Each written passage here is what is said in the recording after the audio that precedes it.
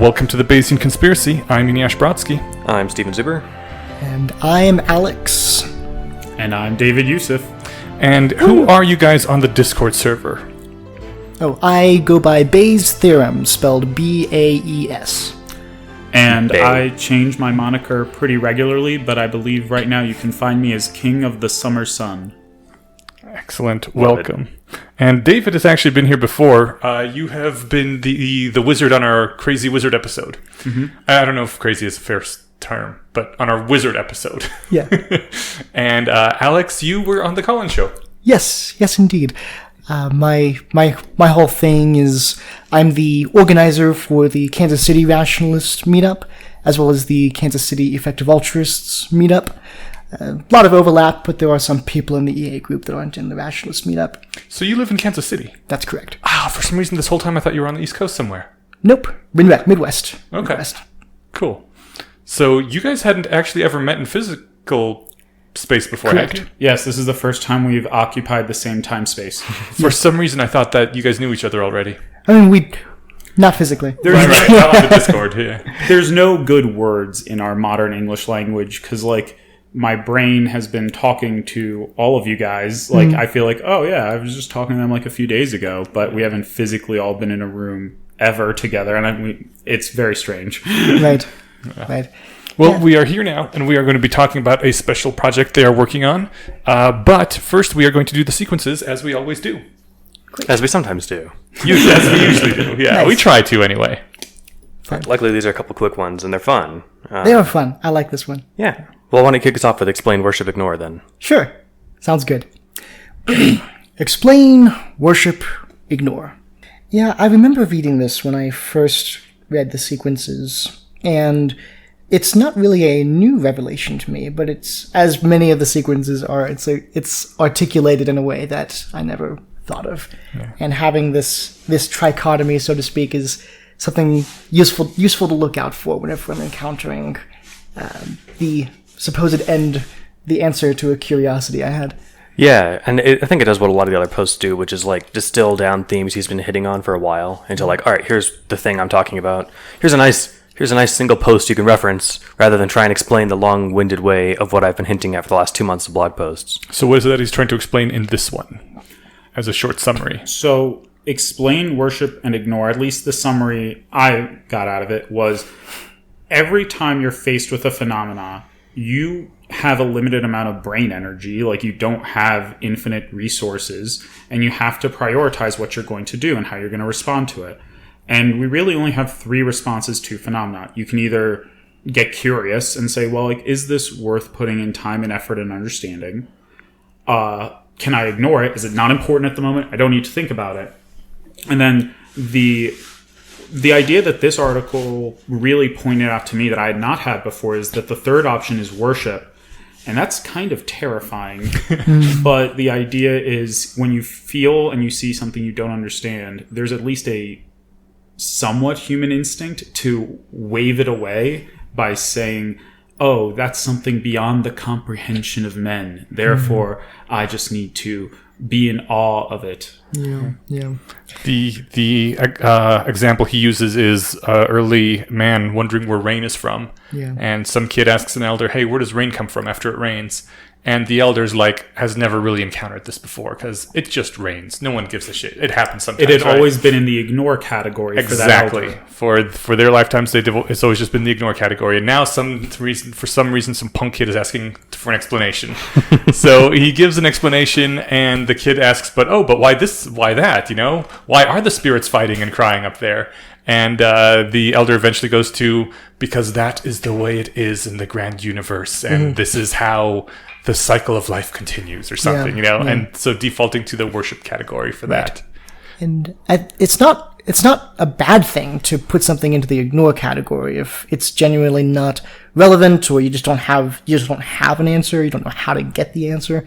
But it's important to recognize that you've put it into the ignore category and not the worship category. Yeah. That way, when you do have the capacity to investigate it, you don't blow it off and say, oh, well, that's just the way it is. You're just trying to take the mystery out of it, and so on and so forth. Yeah. He made the he pointed out that the explain is a answer that will always be reiterated. Because there will always be deeper and deeper explanations, like why does it rain? Oh, because of this. And why does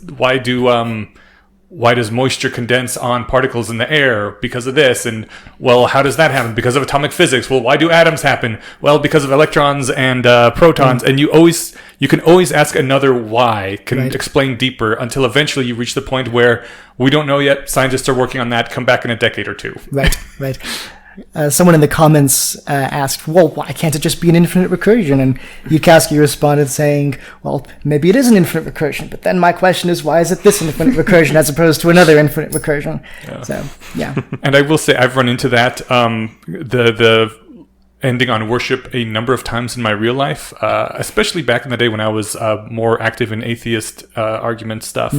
But this happened even just a year and a half ago to me when I was talking to someone who says he's a theist and signs on to one of the major religions, Catholicism, I think, but in practice is functionally an atheist, right?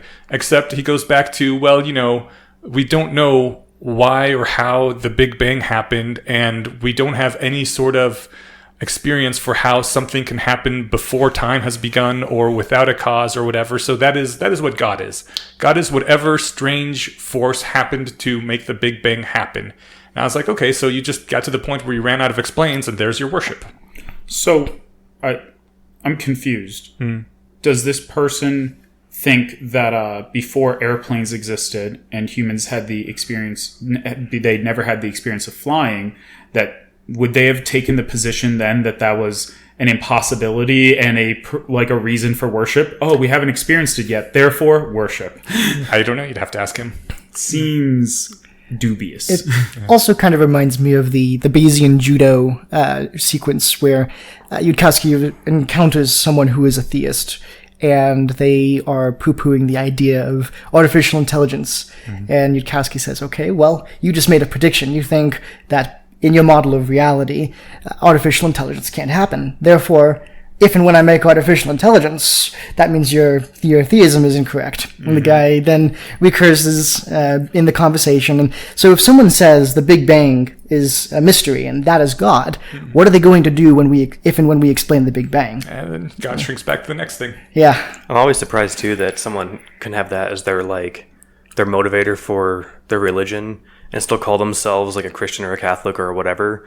And it's like, how does it follow from the fact that we don't understand pre-Big Bang that like masturbating's a sin and, gay people shouldn't get married or something? Is your religion doing any actual work for you, or are you just like a good old-fashioned deist? Right. Because you realize that 500 years ago they'd have burnt you at the stake as a heretic for saying the things you are now if you're pretending to be a Catholic. Yeah. And I try to point out, I don't know why you're using a personal term like God, and you, even if you don't say it specifically, you think that he has like agency and personality. Like the Big Bang, the force that caused the Big Bang is probably something as impersonal as what makes protons and electrons attract. Right. And he was like, but that's God, man. That's just God. I'm not saying any of that. Like, no, you're not saying it, but you live like it. Right.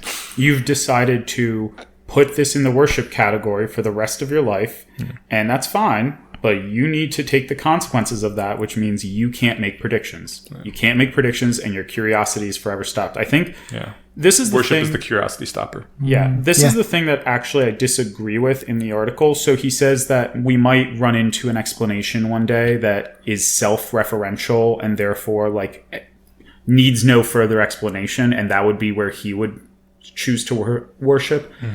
But Gödel's incompleteness theorem, and we were mentioning this before the podcast started, Gödel, Escher, Bach, but Gödel's incompleteness theorem literally says that, like, no matter how intelligent you are, no matter how far you go in math, any closed system will always have things that are outside of its understanding until you build a new system. So it's literally impossible. Like, it is infinitely recursive, unless I'm really misunderstanding that proof, but I'm pretty sure I'm not. I'm trying to get more context here, but I think he was being facetious. Because he does talk about that later on in the comments. I have not read the comments. I might be very much misinterpreting this. He says, I say must in the worship option. It is irony. But if there is an infinite regress, I should find that highly curious, and I would like to hear explained why it is allowed, and why this infinite regress exists rather than some other one. So it sounds like he would still hit the explain button. Okay. I really like Alex's voice for Eliezer. He sounds kind of British with an American influence, and I'm like, Yeah. Wow. It's not what he sounds like, but... No, not at all, but it sounds very authoritative. I'm like, oh, yes, Professor Eliezer. Well, I was going to say we use the word curiosity stopper, which leads us directly into the next post, and this one ties really closely with that one. Were you going to say something else on this one, though? Yes, I was going to say two quick things. That the worship, he also ties back to worshiping is like a mysterious answer to mysterious question thing, where you are kind of, you are making a value of your ignorance and how this is mysterious and great and feels really good. So that was the thing. The other thing I was going to say is you guys are all younger than me, and some of you quite a fair bit younger. I was wondering, do you understand, do you get the in-joke to explain worship ignore being the same thing as abort, retry, fail? I do not. No, sorry. Way back when computers ran on DOS, when PCs ran on DOS, whenever the computer would try to execute an operation and it failed, it couldn't do it, it would come up with a little dialog box that said abort, retry, fail. And if you aborted, it would stop doing what it was trying to do. If you failed, the exact same thing happened. I don't know why there were two different options. And if you retry, then it just tries to do it again, which in 100% of the cases in my experience meant you just got the dialog box again. Definition of insanity. Yes. But yeah, and then that was ported over into the first Windows operating system as well, where whenever there was a system error like that, you would get that pop-up box. So I immediately, as soon as I saw explain, worship, ignore, I was like, oh, it's abort, retry, fail.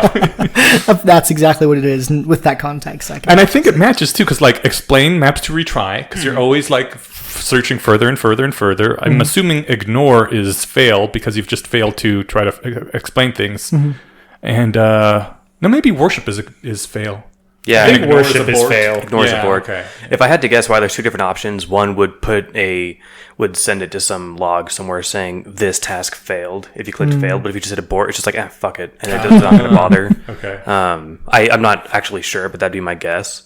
And what's funny is like I can just imagine like the allegory of like, you know, tell your computer to make you a sandwich and it goes in to get peanut butter. There's no peanut butter, so it's just like there's nothing. I don't have a way to handle no peanut butter. Yeah. Do you want me to try again? Yeah, sure. Oh fuck, there's still no peanut butter. So of course it's gonna just fail on the retry every time. Yeah. Like the only time I can see that working is over web connections where it's like, oh yeah, there was a hiccup in the connection. Now it's fine again. So. Maybe it was for really back in the day when you could like go back and mess with vacuum tubes and then hit retry. Maybe. Look for an actual moth in the computer. Yes. Yep. What I like about this too is that independently, I think the phrase "God of the gaps" came up for like the worship category here, where I've got this gap in my understanding. Well, that'll be where we touched on this. We just didn't give it the name, but I think it was an independent articulation of that same sort of thing that I liked. So, yeah. All right. Then we should move on to science as curiosity stopper. I've got a good way to jump into this one. The first thing I thought of was when I also do a Harry Potter podcast on methods of rationality, and when Professor McGonagall turns into a cat, he's like, how the fuck did that happen? And she's like, magic. And he's like, that's not an explanation. That is exactly what this is. If we brought a caveman from 100,000 years ago and flipped on a light switch and showed him the refrigerator that puts out clean water, and he was also a scientifically curious caveman, and he'd be like, how's this work? And he'd be like, oh, science. And he's like, that doesn't tell me anything. Yeah. That's not an answer. Fuck you. The word science can often be used as a worship button as well. Honestly, anything like magic, science, if you don't actually understand the word, any word can be used to just stop your curiosity. I mean, this sounds like scientism to me. Like the almost like, I fucking love science Facebook page. I was just thinking the same thing. It's people who admire what science does, and I don't blame them for that. But they don't want to do the work of understanding the process. They just want to understand the end, and they don't even want to understand the end, really. They just want to see the end results and be able to say, like, oh, someone gets it, therefore it's good. Yeah. Like, science could have resulted in a lot of different discoveries in a different kind of universe. But the beautiful part about science is not the things it has discovered. It is the methodology of learning the rules of the world around you and finding out where you are wrong and how you can learn more. It's like in Methods of Rationality. Harry says if everything failed and all the laws of the universe were replaced, I still exist, and my ability to figure out the world around me still exists. And that is the beautiful part about science that a lot of people don't understand. Agreed. The beauty of the natural world that we've discovered is just a bonus. Right. Yeah, he says he finds it interesting that a lot of people stop being curious about something if it turns out that someone else knows the answer, which is what saying science often means. It's like, why does the light switch turn on the light? Well, because of electricity. How's electricity work? I don't know, science. Like, oh, okay. I actually like something Scott Alexander once wrote. He and someone else he knows, they have a habit of whenever they don't actually understand something, they explicitly say that's magic. Just as a placeholder, because they know it's not. That was just a few episodes back in the sequences. Oh, great! Yeah. It's a useful technique, especially as long as you don't actually believe in magic. Right. But yeah, it's. I'm sitting right next to you. You believe in placebomancy. That's different than the magic I'm thinking of. Yeah. I put on my robe and wizard hat. Blood ninja. But yeah, it's a fun technique that I've used in the past. I think a good way actually to deal with this, because like I run into this all the time, and I'm sure you guys do as well, where people clearly don't know the science they're talking about and spreading, is to give them examples of when the scientists don't know what's going on, because then it helps them realize that maybe someone out there doesn't know. I don't know why that psychological thing is in their head. I find it's easier to tell people like, oh, this thing that you think is figured out by science, you're completely wrong. We're kind of guessing. We're not even sure we're anywhere right. Then they get curious because then they're like, oh, there really is a mystery. And I think the sequences make a very good case that feeling of needing mystery is a trap and that you should be looking outside of whatever you conventionally think is mysterious. But it seems like a good way to do it. Like one of my favorite stories is we had jet engines for a few years before we had the aerodynamics to explain how they flew. So there were several years where there were Air Force pilots getting into machines going at Mach 3, and no one on Earth could explain what was happening. It was essentially like riding a magic bullet. Like anyone on Earth would have been like, We're in that similar situation with things like anesthetics. Yeah.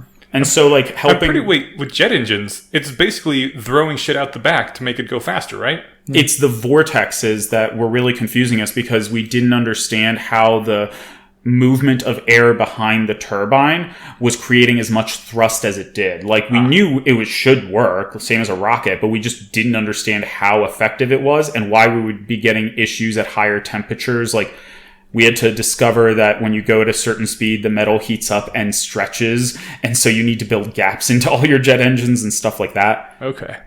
Wow. Being a test pilot must have been pretty dangerous then. It must have been absolutely radical to get into a machine that no human on Earth could explain to you. This is why I don't get the version 1 of anything. Why I won't be waiting in line for Elon Musk's Neuralink version 1.0. That's why I'm not getting the vaccine first. I'm getting it. I'm not an anti-vaxxer, but I'll wait for the second round. I think the FDA is way too strict, and we should be totally fine by the time it comes out. Well, and vaccines are explored territory, so like it's different than the discovery and distribution of jet engines or Neuralinks. I just figured, you know what, Neuralink I'll get the 2.0 version, but vaccines I've had since I was a kid. So if this is like the other ones I've got, then close enough. But I hear what you're saying. Mm-hmm. And I'm not retiring until I have the vaccine because it'll be covered by my insurance, and I want to retire as early as possible. So getting that vaccine as soon as I can. Nice. Pretty good point. Yeah. I like the last paragraph here where he says, "The world around you is full of puzzles. Prioritize if you must, but do not complain that cruel science has emptied the world of mystery." That kind of goes back to the idea of the beauty of science is not the things it has discovered. It's if you are a proper scientist, there is no end to your curiosity. There is no end to the mystery and wonder of the world around you. And Like that's- to a real scientist, if you say the answer is science, that's a prompt for them to be like, what field? Tell me who did this. Like, Yeah. it's not a conversation ender. It's the beginning. Yeah, to a real scientist, the word science is a very unsatisfactory explanation. I just wired up yesterday one more thing in my house, and I realized while I was doing it that, like, I know that the live wire goes to the power station where the electricity, in quotes, comes from. But, like, the ground wire, where does that go? I assume it has to go back, right? Nope. Not like the ground that grounds in case grounds it's the short, house, but okay. the other wire, the non-live one. The white wire, where does that go? Does that eventually loop back to the station as well to complete the circuit? See, mysteries abound. It's just the way it has always been, Iniyang. That's how it's from the time before time. I feel like half our listeners are going to be like, I can't believe he doesn't know this. What adult doesn't know this? But on the other hand, I'm just like, the black one is the death, and the white one is okay, and you match black to white when you hook things up. Or So- black to black and white to white I was when you gonna hook say, things up. if anyone's gonna give you shit about that, I'll share some of that in saying that I would have killed myself trying to do anything like this. My knowledge of, like, my lack of knowledge of anything regarding electricity was really born when we got to know Chase, I don't know, years ago at one of the meetups. And he's just like a Wikipedia on this stuff. And I'm like, fuck, I don't know shit all about any of this. This is awesome. It was really enlightening. I remember in the like early advent of being able to text pictures to each other, we were visiting my great grandparents, and my grandpa, was a farmer, then postal worker. And he was, I showed him, I was like, oh yeah, this is a picture I took. And then, oh yeah, someone sent me this picture just today. And he's like, I have no idea how that can possibly work. And I'm like, you know what? I don't really either. Cause I was like 12. And even now it's like, I understand how parts of it work, but I don't understand enough of it to be able to say, build one from scratch or tell you how to build one from scratch. You mean making pictures out of ones and zeros? Well, that and texting a picture to somebody. That part I get more than the rendering a picture from someone. I mean, I get parts of it, but There's a cool video. It starts out like it appears to be a explanation of Excel spreadsheets and how you can make the different colors or the different cells different shades. It's a common thing, like if a number is greater than 100, make the cell turn red so that it pops out right away, and the count can be like, uh-oh, what happened over here?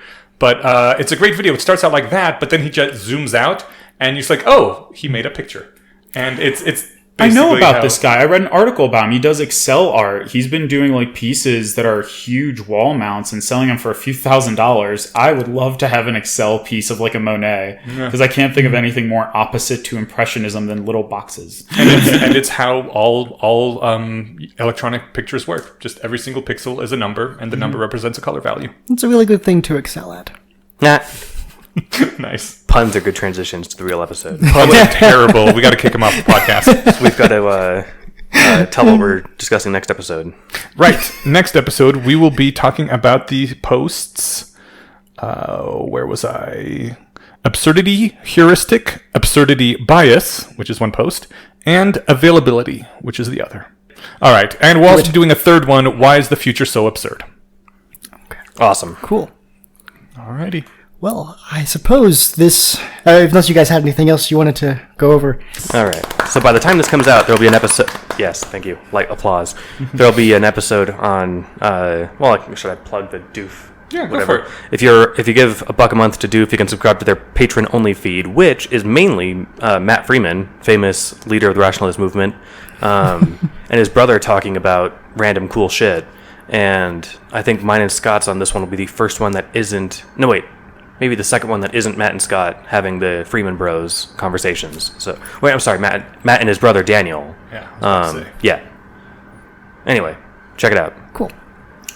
So you guys are here. Well, I guess you're here from Kansas City, and you're here from the East Coast, New Jersey. I want to say Pennsylvania, Pennsylvania, Amish country. Right. Yes. I was gonna get that right. Damn it. But you, you have some things from Kansas City bring to us. Yeah. So I suppose the story starts 2-3 years ago. Evangelical Alex was running a Harry Potter tabletop campaign, D&D style. And Do they actually have a source book for that? no, it's not official. Okay. There are a few different varieties. But anyways, I was looking for plot ideas.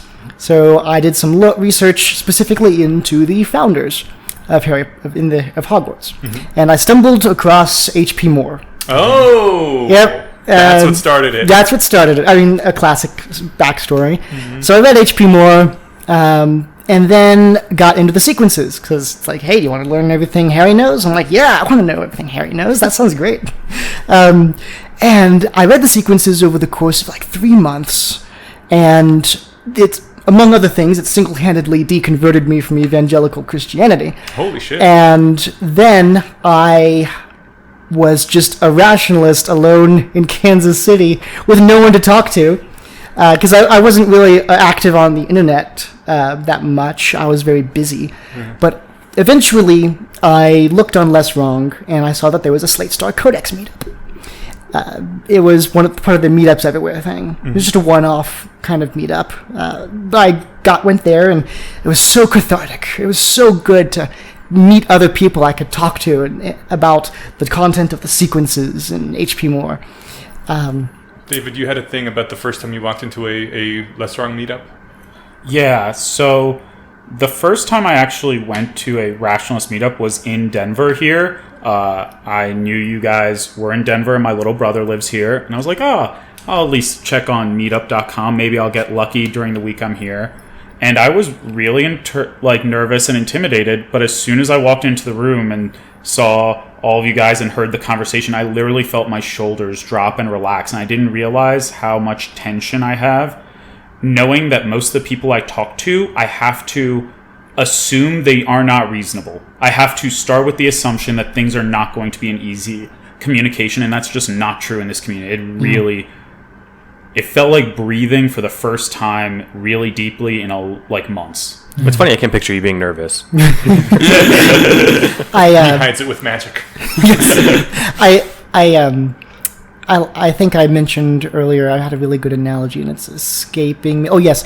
So when you're talking with another rationalist and you meet another rationalist, you already know that you share so much background knowledge that in any other relationship would take months of really intimate discussions and a really solid amount of time together, and that you just get for free with anyone in the rationalist, with most people in the rationalist community. But it wasn't enough for me. I've always been a very ambitious person. Everything I do, I go all the way. I go big or go home. I'm that kind of person. So I started to attend these Slate Star Codex meetups. It was a once a month hangout where they just kind of chatted over coffee kind of thing. I'm like, you know what? I want to raise the sanity waterline of planet Earth. That's what I want to do. So I gathered everyone together and I said, okay, who wants to just start an actual rationalist meetup? Like, we're going to do this every week. We're going to have a dojo. We're going to do external-facing community stuff. And I managed to get most of them on board. So then baby rationalist Alex, who has almost no training in the community, was tasked with constructing a dojo. Because that's what I wanted to do, but I was the only one that wanted to do it, so I had to do this myself. And the best thing I could find was something called the Hammer Time sequence on Less Wrong. It's written by someone who went through CFAR and then wrote 30 days of material going over everything he learned. So we started off with that. And because we're a bunch of rationalists, we went through it and we modified it so much. Do you want to explain what the Hammer Time sequence is for the listeners who haven't had the opportunity to listen to it yet?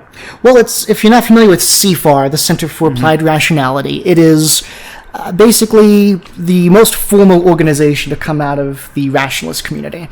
It is they basically put on these semi-frequent workshops where it's like a 2-3 day camp or a week-long camp, something to that effect. Yeah. They do have some smaller ones, yeah. The big one is I think 2 or 3 weeks. 2 or 3 weeks. So that's almost like a mini boot camp. Yeah. But they have smaller ones now too. Yeah. And so they basically teach you various ways of overcoming bias in your planning, like in your day-to-day life. Applied rationality is in the name. So they're interested in how you apply rationality to accomplishing goals in your real life. So things like debugging yourself, finding the problems in your physical space, overcoming biases in planning, that kind of thing. So that's the material. That was the material that inspired this Hammer Time sequence, which we then used as the raw materials on which to practice dojo stuff. And basically each week we discussed one of the techniques, and we critiqued it, we used it, we talked about it, and the next week we would report back on how it affected our lives from the previous week. And that went on for a while. We eventually got to the end of the Hammer Time sequence and did a post-mortem on it, and realized there was so much material we had brought to the table ourselves as a bunch of rationalists who have done our own rationality in our own lives. We have a licensed therapist in our midst who was able to bring a lot of really good formal frameworks to the table. Mm-hmm. And we decided to start doing our own thing. And it's very similar format. We talk about a technique. We talk about something epistemologically related. Then Corona hit. Mm-hmm. And dun dun dun. Dun dun dun. So we had to cancel our IRL meetups.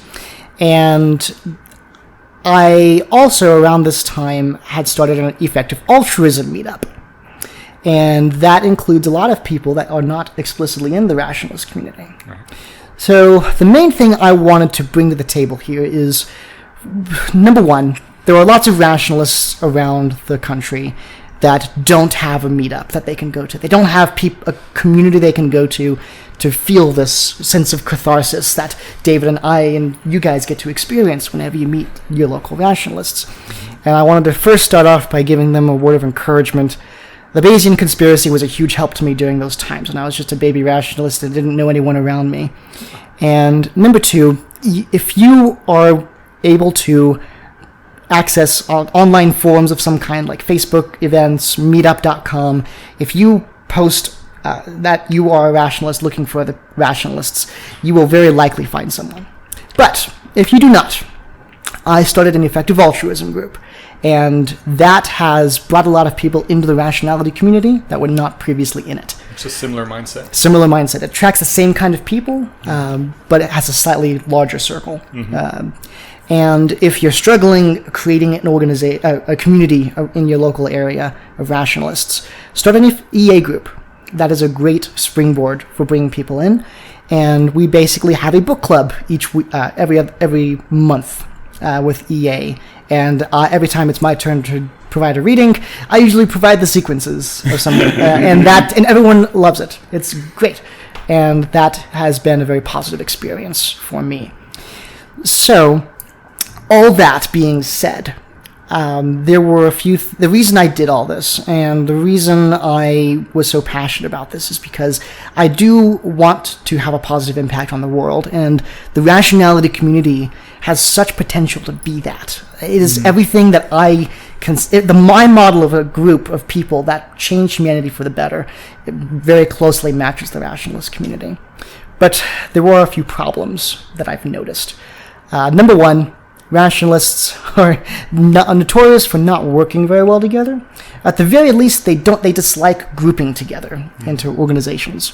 That's an issue with the skeptic community too, and the atheist community. I think Richard Dawkins equated coordinating the atheist community to herding cats. Right. Yeah. Right. Really, a lot of anti-authoritarian communities are going to have allergic reactions to groups that are trying to coordinate. Right. And that is the worst, least rational part about us, because there's nothing more powerful on earth than groups of humans cooperating together. With almost nothing weaker than one guy screaming through a megaphone. Yeah. And so... But that's a hard fucking thing to get over when your entire life you've been trained to, watch out for large groups because they're dangerous and they're stupid. So... one second. I'm about to transition straight to you. Thank you. So I was listening to the Bayesian Conspiracy. And you guys had David Youssef on. Mm-hmm. And he was absolutely railing against this particular failure mode of the rationalist community. Yeah. And I'm like, there's a guy I can talk to about organizing, and he won't have allergic reactions to this concept. So I reached out to him. And I say, hey, do you want to start a virtual dojo? Because we can't do IRL dojos during the coronavirus. Mm-hmm. Do you want to have a Zoom one that we can just open up to the Discord channel? And he's like, yeah, as a matter of fact, I've been talking to Matt Freeman, and I will hand it over to you to give you a backstory on all this. So, a few years ago when I first got to Denver, met you guys. I think it was after because I've done another episode after the Magic one where I was in person, and I know I've done one online, but I met Matt Freeman, and during our conversation, we realized we had a lot of the same frustrations. In fact, I believe a few episodes ago, Stephen, you were talking about emails you had been sharing with Matt about how frustrating it is that a lot of the rationality stuff that we practice is not measured, is not really, we don't know how effective it is. We don't know how well implemented it is. I've got to clarify. I think we're talking about two different Matts. Yeah, that was a different Matt that was about that episode. Oh yeah. So I didn't use the guy's last name because I don't like to disclose full names from emails. If it's public, then I'm fine reading whatever username. This was not Matt Freeman. Okay. Matt knows the value of the community just fine, and the value of its teachings. Just cut out all of that. Oh no, leave it all in. It doesn't matter. Okay. It's just my mistake. No, because we were talking about that before, and it didn't quite click. That like, oh wait, he's maybe thinking of a different Matt. Okay, yeah. Well, then I'm glad that someone else is thinking about this. But the Matt I was talking to was Matt Freeman, and for a few years now, we've been discussing this very frustrating issue of one, we don't know. We both believe that rationality has helped our lives immeasurably, but we don't know how to measure that, like in a practical way. We don't know how to advertise. And one of the things that's always bothered me is I think a lot of rationalists view soft skills, like social skills, as an annoyance to be learned afterwards, not realizing that this puts them in a position where other people define us. Like we as a community are so antithetical to the things we consider the dark arts, like branding even, that we end up leaving ourselves vulnerable in a lot of ways that are pretty stupid, in my opinion. And so we had talked for years about how to approach this, and we weren't sure. We had shared Discord messages and emails. And then Alex reaches out to me, and Alex is like, hey, I would like to do a virtual dojo. And so I was like, yeah, me and Matt have been talking about this. So I included Alex in a conversation.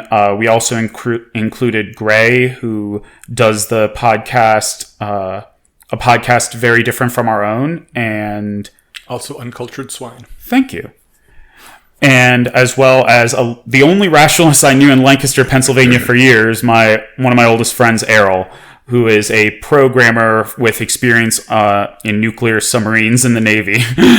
So, as a group, we've been trying to meet at least once or twice a week since the quarantine started online, and we have been trying to figure out how to attack a lot of these problems in a coherent way. Yeah. And some of the problems we noticed, just to give you kind of basic rundown of the problems we're trying to solve. One, we mentioned rationalists are pretty bad at coordination. And also, another thing, once you've done all the reading, once you've read H.P. Moore, you've read the sequences, you're left wondering, well, what now? What do I do with this? Right. And that's something that the likes of CFAR has tried to accomplish to varying success. There's also a big problem where there's not a lot of interpersonal accountability and interpersonal development. So, like CFAR, for example, they have their workshops, which are a few days to a couple weeks, and then you go home and you go back to your life, and there's no reiterating all of that. There's no other person you can talk to in meet space saying, "Hey, well, how are you doing? What did you do last week that helped you with your growth as a rationalist? Or what about this project you've been working on?" They try to accomplish that, but from the people that I have known who've gone to CFAR, it doesn't really stick that much. There's not enough structure there. Then there's also the question of there are rationalists who don't have people IRL that they can speak to and have interpersonal accountability for.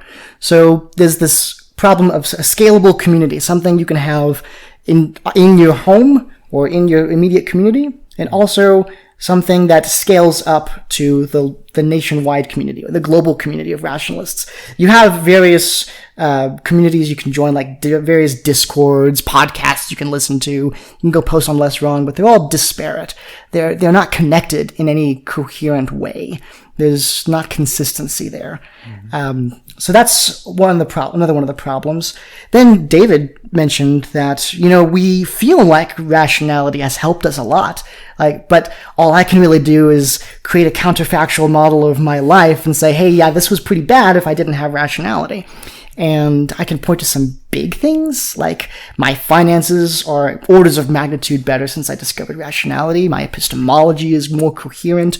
My relationships are better, but I can't really point to a single thing. Yeah. It's mostly just raised the sanity waterline of my life. And people often come back with either, well, you would have been that way anyway because you're just a naturally, smart person. Right. Or they come back with, well, any other self-help program would probably have similar results. Right. And that is a perfectly fair criticism. Like, if rationality is just like any other self-help, I want to know that. Like, as a good rationalist, my question is, what do I think I know?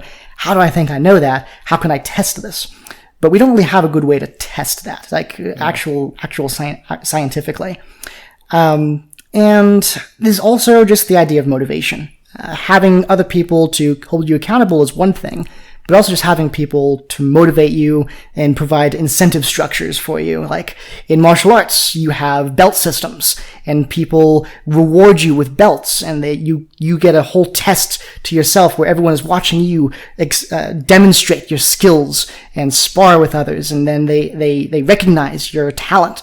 And we don't really have that in the rationality community. So those are some of the problems that we have noticed.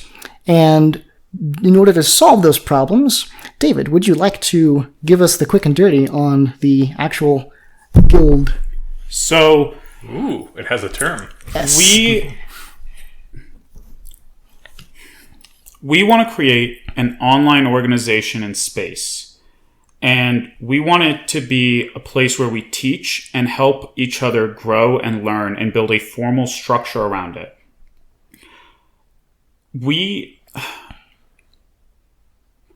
The reason that we wanted to make something as official as a guild, not a business, but a guild, because a guild implies apprenticeship. It implies growth through it.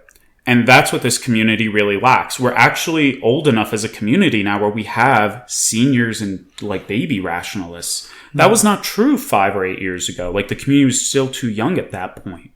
But now we actually have people who not only have done the work, went through the sequences and all of that, but have actually made criticisms, improvements. It's pretty incredible. And the other thing is the art can never be focused on itself or it becomes recursive. So we wanted to make rationality instrumental. And I've heard a really good phrase about Christians evangelizing. Preach the gospel every moment of every day, and if absolutely necessary, use your words. And while I am not a Christian, I appreciate the idea of this, that if you are winning, if the thing you believe is real, you don't need to advertise. People will come to you and say, what are you doing right? So in that vein, we have named our organization the Guild of Servants, because we should use rationality to serve the world, to be bigger than our own egos and bigger than the things that make us feel that we are special. We are special in the sense that every individual has unique gifts. But until we work as a group and work together to make ourselves better, we're always just going to be a second-rate internet community instead of the group of people who has the ability to change the world. I mean, we were correct about the coronavirus as a community way before everyone else. And while not many of us made huge changes, I think almost every rationalist I know was slightly better prepared for the coronavirus than the entire population of this country and most of the government. And nobody listened to us. Well, we had no social clout. So when we started panicking for that first month, we were ignored by our local friends and communities. What was nice was being able to have the foresight to help the people I care about prep who don't read rationalist blogs, so I got to tell my parents, be like, yeah, there's like 15 cases. This is probably definitely going to be huge. You guys should be prepared for, and I didn't really anticipate because I didn't have a good, 7th month model, 8th month model of what this is supposed to look like. Oh my god. 15-year model. You know, we're only in the first year of lockdown. We've got 3 more to go. So, Please don't joke. but it was at least one small thing that, hey, I happen to be in a social circle that informed me that this is probably going to be a pretty big deal. I'm able to look at what they're saying, it makes sense to me. I'm gonna act like this is a big deal too, and thus I can, I called my grandma, made sure she had everything that she needed to hunker down for a bit, and she said the most badass thing. I might have said this in the air, not before. I think next week she'll be turning 86 or 87. Damn. And she's like, oh yeah, this reminds me of like when polio was going around. But back then, not everyone had a radio, so not everyone really knew what was going on. And I'm like, that is the most gangster fucking thing. That's the most like grandma way of saying, oh, I've seen some shit. This ain't no big deal. Like now, I've got TV and internet. I'll be fine. But in her house without electricity as a kid, polio was ravaging the nation. And not everyone had a radio was really the statement that like, oh damn, okay, yeah, that super dates that statement, and also really adds the level of you'll be fineness that I'm getting from what you're saying. I mean, and think about that. Like, you were able to legitimately make the lives of the people around you safer. I hope. I was at least able to tell them stuff. Listen, maybe it was only 10% safer, but when things are this dangerous, that matters. Those add up. Those things really do. And we were right. Like, I was a little bit paranoid when I heard about the coronavirus stuff. So I went out and I used a little bit more money than I thought, and I got some extra canned food. I was like, it can't hurt. And you know what? When the lockdown happened, my family did not need to leave the house for the first 2 months. We had enough food that we just didn't even have to leave the house. I don't know if that really made a huge difference, but it made our stress levels go down. Mm-hmm. And yet, we help our families. Why are there no rationalists consulting the government? Maybe not this administration, but as a general theory, like, why are there no rationalist consulting groups working for the government? Why are there none helping big corporations pivot as soon as they see this to start making masks and ventilators so they can make the most profit? Yeah. Like, these are all things that could have happened and didn't. Yeah.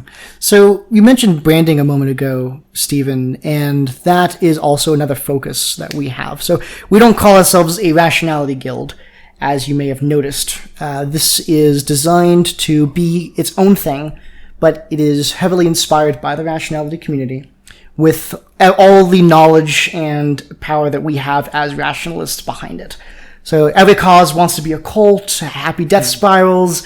We created this with all of that in mind. So everyone should know real quick that he's not saying every cause wants to be a cult as in we want to be a cult. Oh, but yes. That is a sequence. That is a sequence post. Yes. That is a warning. That is a warning that every cause wants to be a cult. So there are certain failure modes of organizing.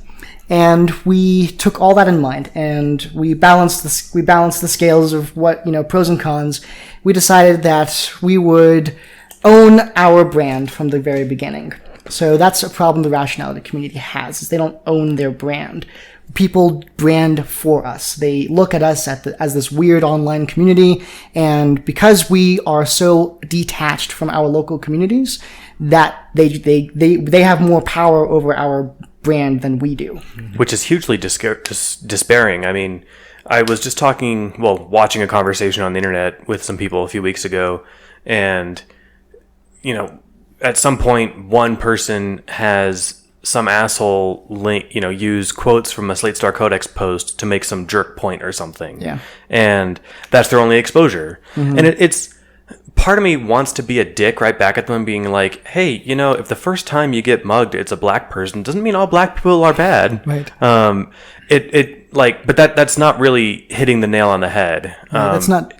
Yeah. It's like, It does make a general thing about, like, let's not generalize across an entire group of people based on one interaction. Yeah. But, like, this is a bit on a side from that part of the branding issue, but I was having this conversation then one-on-one with somebody, and they're not in the community, and they were trying to explain to me, like, how from the outside this looks bad. I'm like, so I gave them kind of my explanation, my prior thought on, like, well, look, if one person miswields the tools or misunderstands an argument and uses it poorly to disparage somebody else, that there's not much we can do to stop that other than having a solid brand that we're behind and then saying like, look, they're clearly not in this club.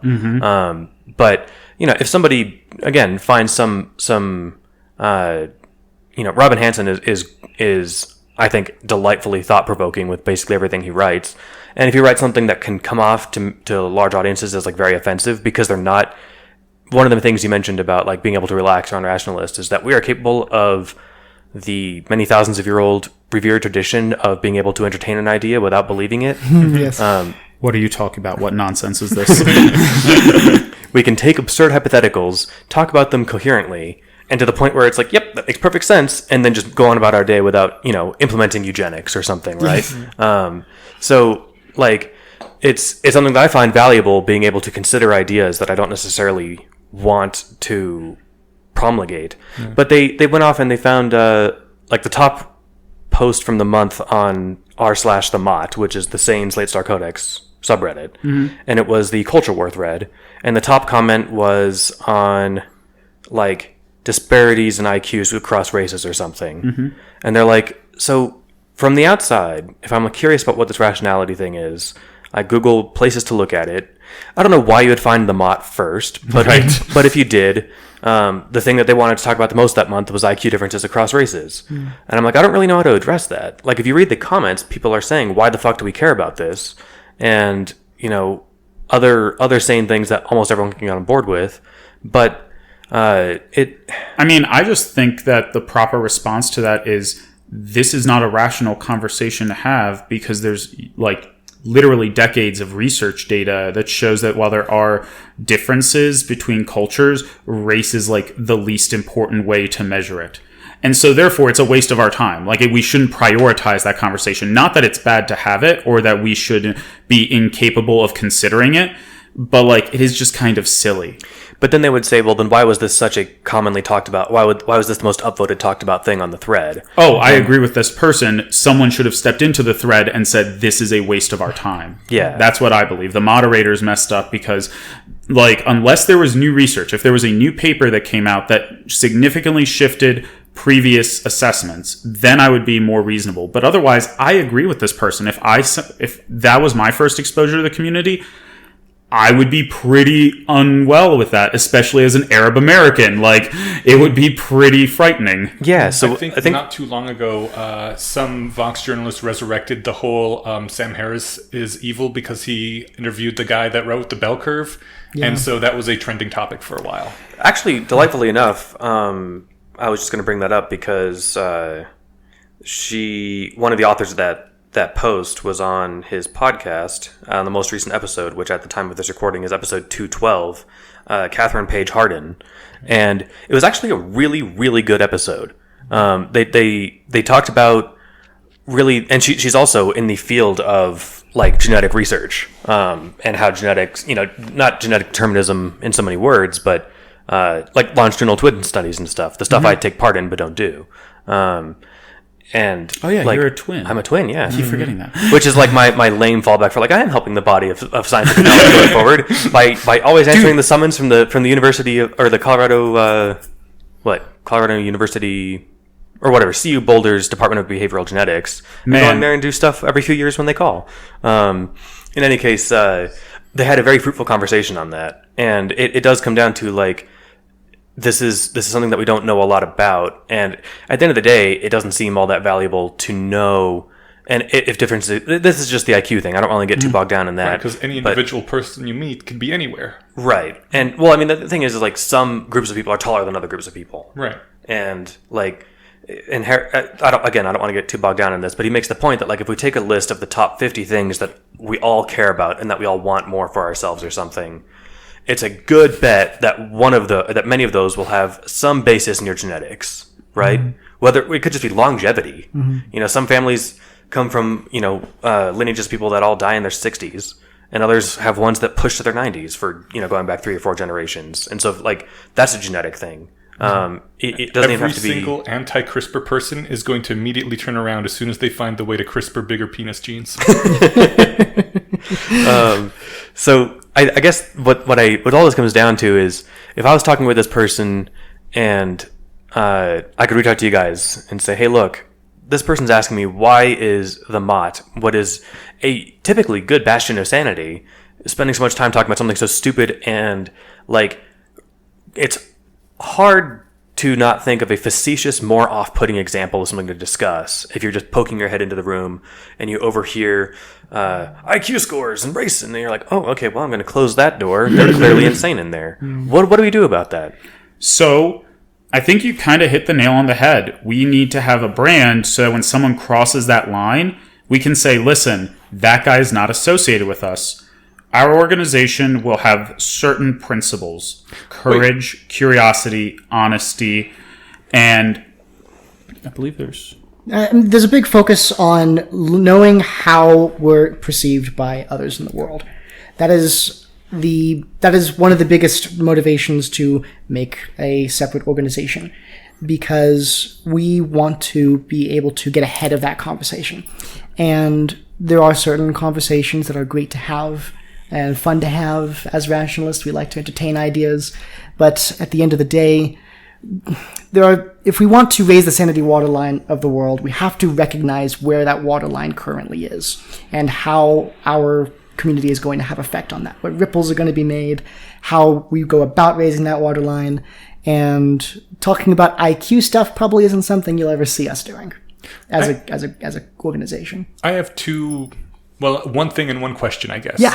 The first thing is that rationalism is always going to have a problem because there is a large movement that's been underfoot for decades to basically roll back the whole Enlightenment. It's very postmodern, very, everything's subjective, and has a huge amount of allies right now in academia. Some places in academia. But it's the very much there's a great article on it that I'll post soon.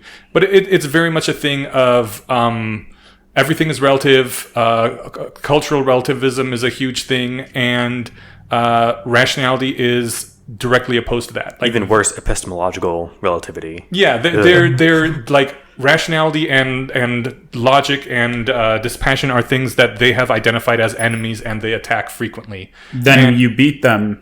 Right. No, I'm saying right now they are a large and strong group, and we are not.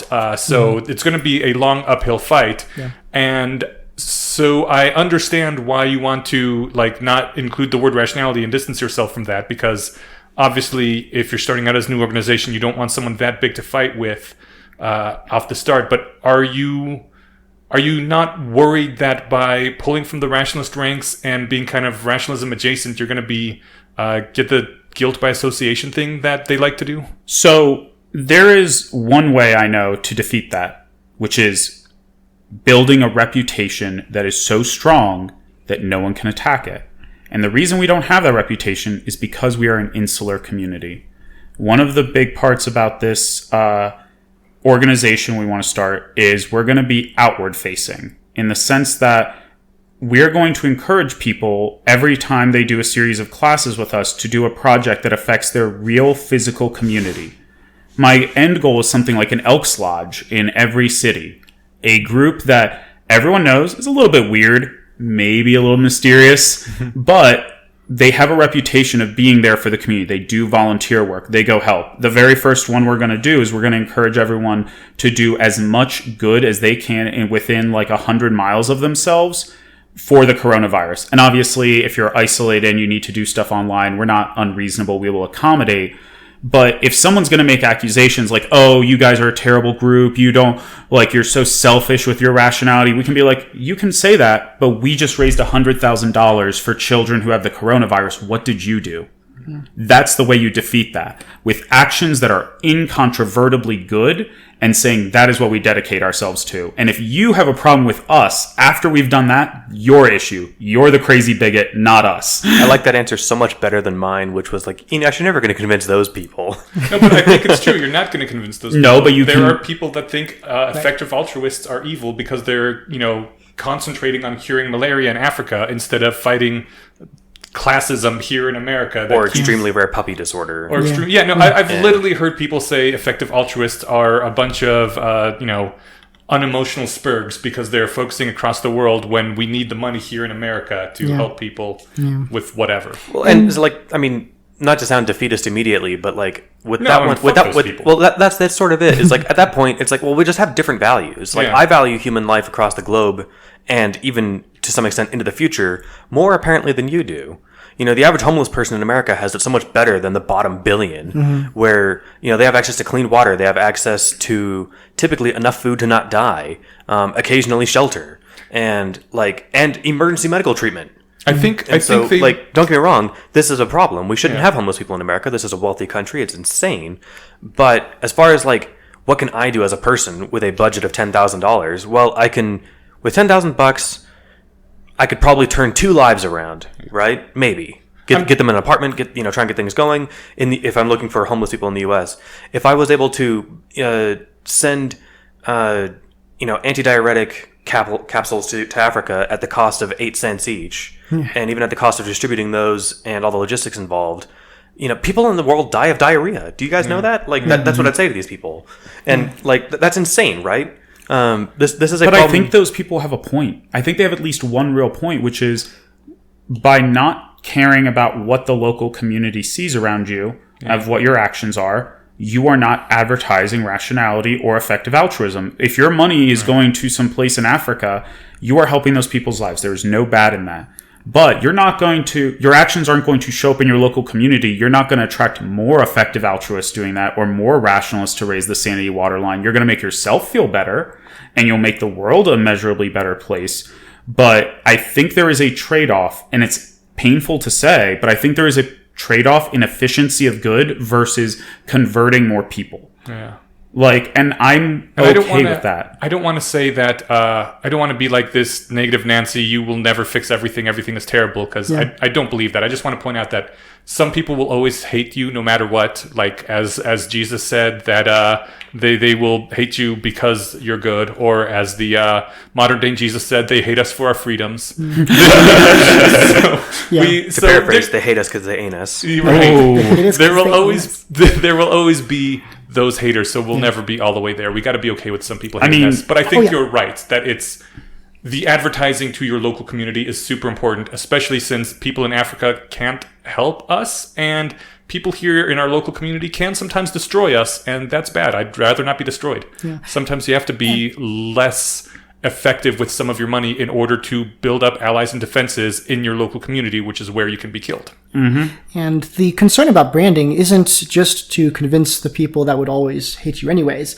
It's to reduce the power they have over you in the local community. Yeah. There's a lot of people out there who are somewhat on the fence to varying degrees. Mm-hmm. And if your enemies have more power over your branding than you do, they will be the ones that convince the people on the fence, not you. Yeah. So the goal is to shift the power dynamics to have power over your branding, so when people do attack you, the ones that may never be convinced, they won't have as much effect on the people around you in the local community. And it'll make them look stupid. When they're like, you're attacking these people who have done wonderful things to our community, why are you doing that? Like, they're the asshole. What I imagine would be a beautiful example in the future is, imagine if we have classes and next Earth Day we say, do as much as you can to clean your local environment, send us pictures, measure it, like trash reduced, trees planted, whatever you want. And then, every little city and town in America that has a few rationalists sees these weirdos going out and cleaning up litter, planting trees, planting flowers. I guarantee you at least a few people will be like, oh, what are you doing? Why are you doing this? And we're going to gamify it as well. So one of the nice things about this organization is we've been talking to Matt, and he's actually working on some software to accelerate learning that might be concurrent and part of the process. And we actually have a few of our classes already designed and ready to go so that when this organization starts, you can immediately gain value out of it. Yeah. And of course, all of this is still in the testing phase. We're going to have a 3-month period where we're not like collecting guild dues or anything like that. It's just we're going to have a select few people invited to test out the material, give us feedback. And after this 3-month period, we're going to regroup, do a postmortem, get critique, and then decide if there's any restructuring that needs to happen. So everything so far is subject to revision, as anything in rationality is always subject to revision, if based on new evidence. Mm-hmm. One thing I like too about the the approach of trying to, again, not convince the anti-epistemology folks, but like whatever, you're on a forum and there's some discussion going on. It's just like Socrates and just like every other rationalization that we gave ourselves, many of us did when we were going through our religious deconversion and arguing with people online. I'm not doing it to convince the person I'm arguing with. I'm doing it to help give the audience information. And so, if all they're hearing is the vehement one side and all they see is the insane shit they bring to the table, they're like, oh, okay, yeah, this is clearly not for me. If you can come back and, with something helpful, what I've been using sort of as a common template is the positive things that the rationality movement has done so far. Things like popularizing effective altruism, things like the Future for Humanity Institute, cryonics. There are like tangible organizations and movements for a better society that have already sprung up. Right. And so, the most vehement detractors never ask like, what good has your community done? They don't think that's a possible consideration, right? So again, this isn't really, in my mind, still much for them. It is for the audience, right? My goal is to create a reputation and an organization so solid, because you're right, there will always be haters. We want to use every bit of our rationality, every bit of wisdom, every bit of self-help and cultural knowledge we can, so that when those haters come, they have no legs to stand on. That's the goal. Not that they will like us, but I'm going to force them to show everyone in the argument that they are frivolous and that they have nothing to stand on there. That's the only real way. And if you do that often enough, the haters will shrink. They'll never go away, but I think the percentages can drop quite a bit. It's really, really hard to hate the group that's giving kids masks to prevent them from dying. It's not impossible, but it's pretty hard. Do you want to talk to have like a sort of Elks Lodge / dojo / church thing on a corner with a big billboard that says, 1,000 trees planted this month. The Guild of Servants, please enter and be willing to serve to make the world a better place.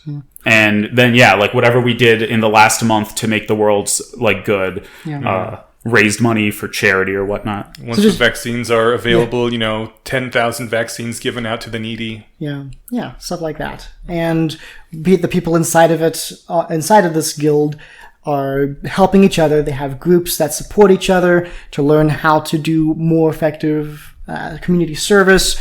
And also they know how to communicate things like epistemology to the people around them. They know how not to make social faux pas that cause problems with reputation. They know how to brand themselves so they don't seem as weird. So that actually leads into some of the classes we're going to be offering for the first 3 months. Do you want to start with the character sheet? Yeah. So hold on real quick. Since I don't really know anything about this yet, is this actually a created organization? Is there a website? Is there some sort of... So we are working on that. Okay. And we don't want to put too much effort into things for the alpha test. Okay. Because we don't know what's going to change. Okay. So this is still in the testing phase. It's still in the testing phase. Okay. We'll be doing this for 3 months. And just to kind of give you a recap of what this physically looks like, it's going to be an online organization primarily. So it's geographically neutral for people who don't have a physical community. But it is designed it's designed to be a place for the community, for the rationality community to actually gather around. We want to be able to teach each other how to be more effective humans and rationalists. We're going to have weekly courses where there's a class of some kind on how to make the world a better place, how to have better epistemology, so on and so forth. The idea is to provide social support and motivation to each individual. So you're going to have a group of usually 3 to 5 other people, approximately.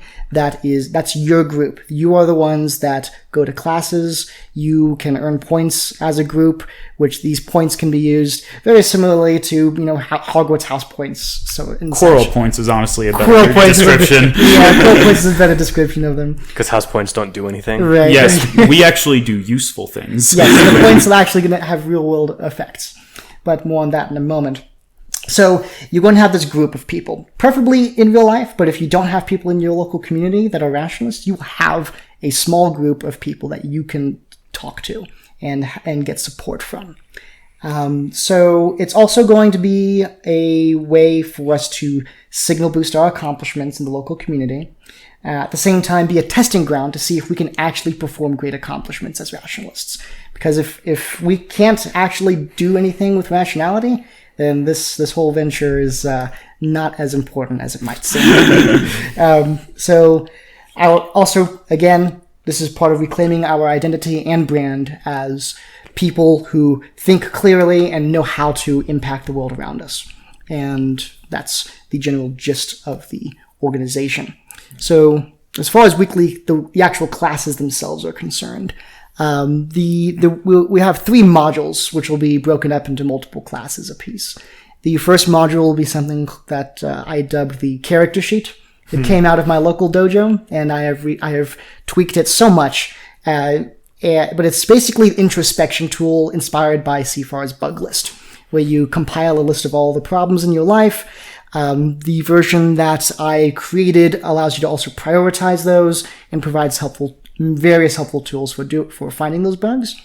Along with David, we have modified that to be a much more thorough introspection to see where you're emotionally failing in life and how to spin that into a positive thing, something to aspire to.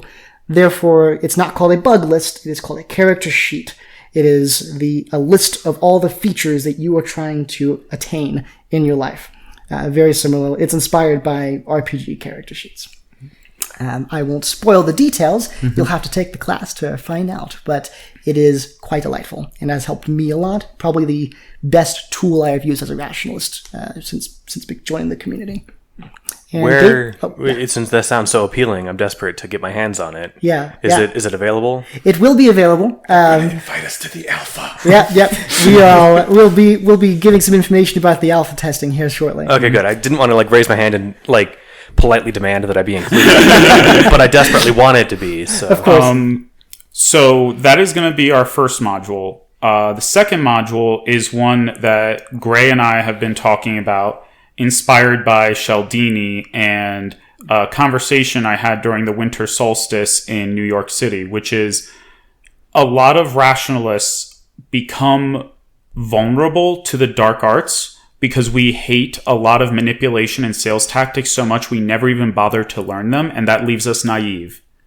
It does. I've seen a lot of rationalists who are way smarter than me fall for tricks that, in my brother's words, makes them look like a jabroni.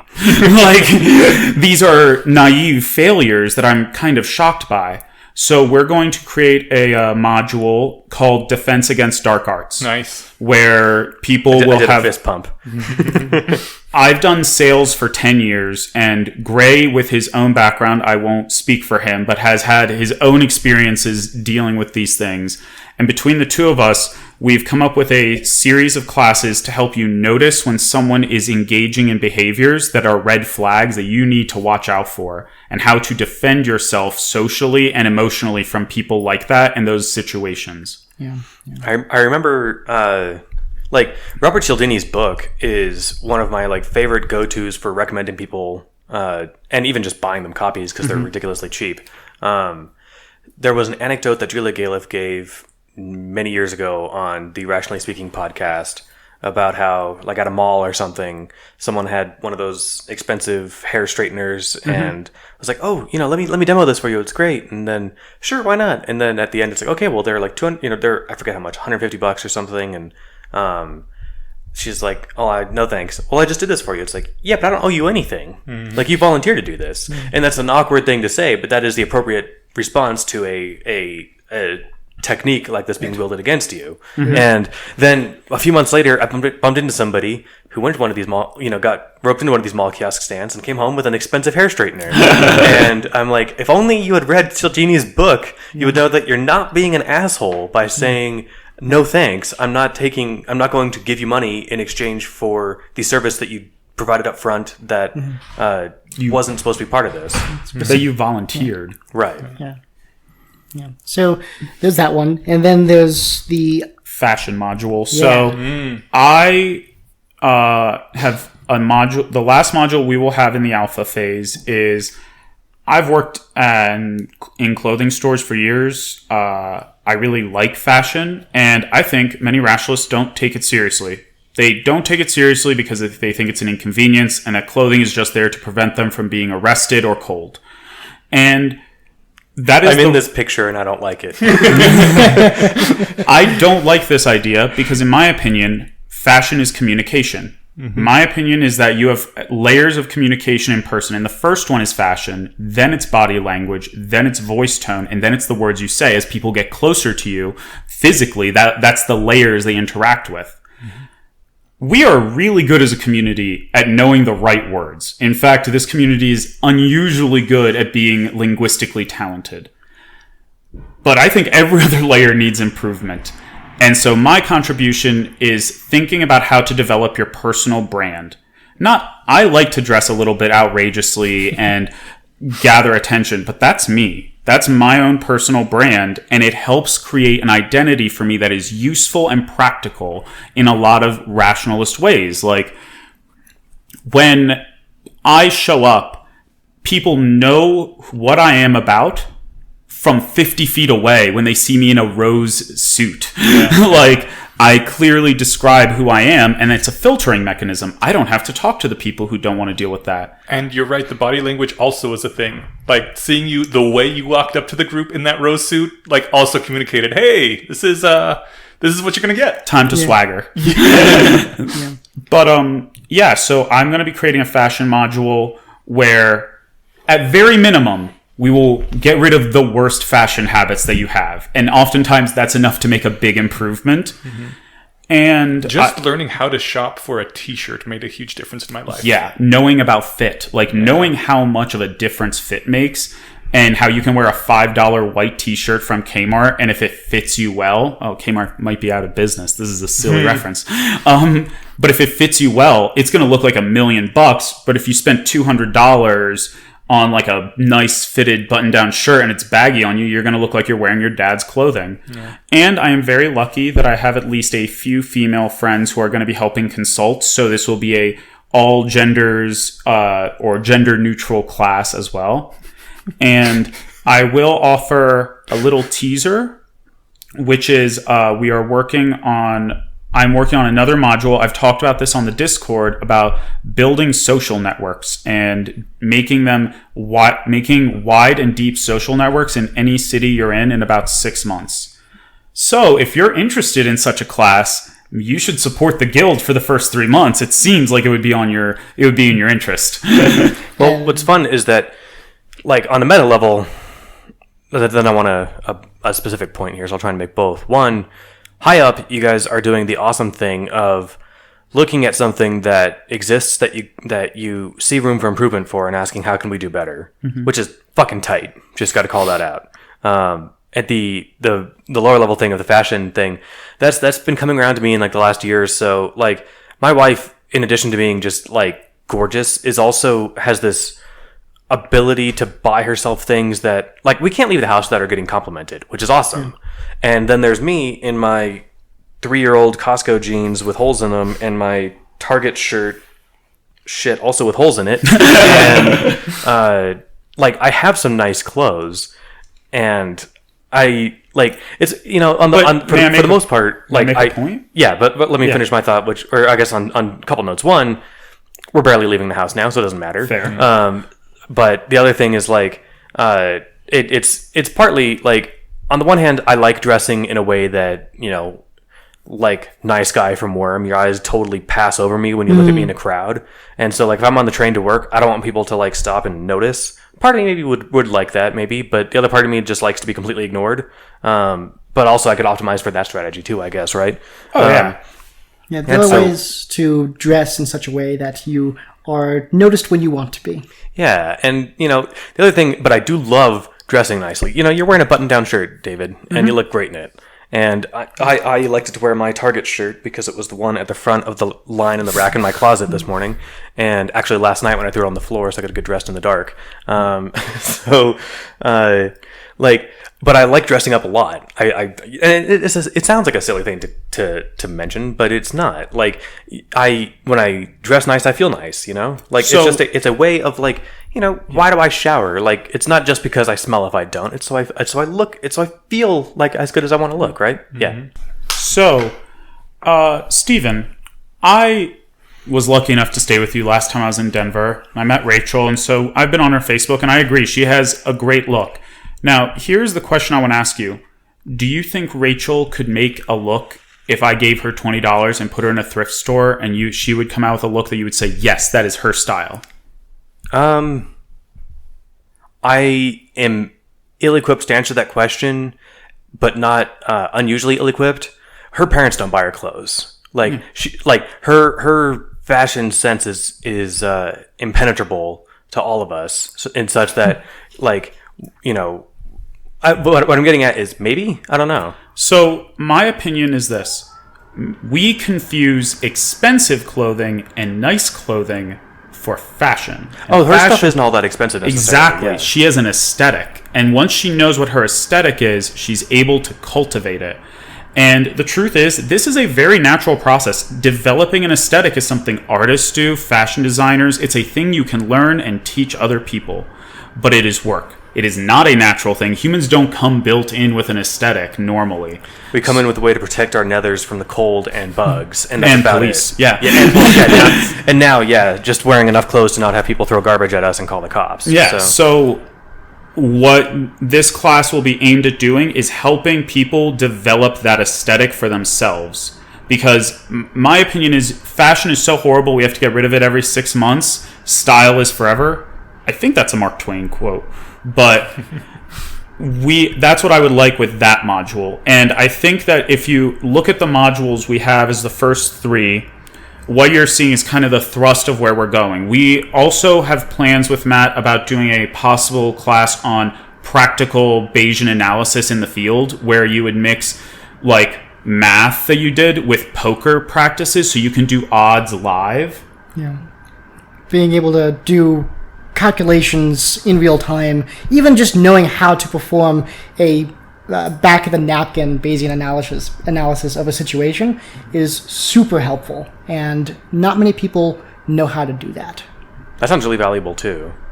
I mean, there's something to be said for just having the intuition of it, and that can be helpful. You know, like if I take my car in and it's making a clunky noise, I'm not going to check the windshield wiper fluid, right?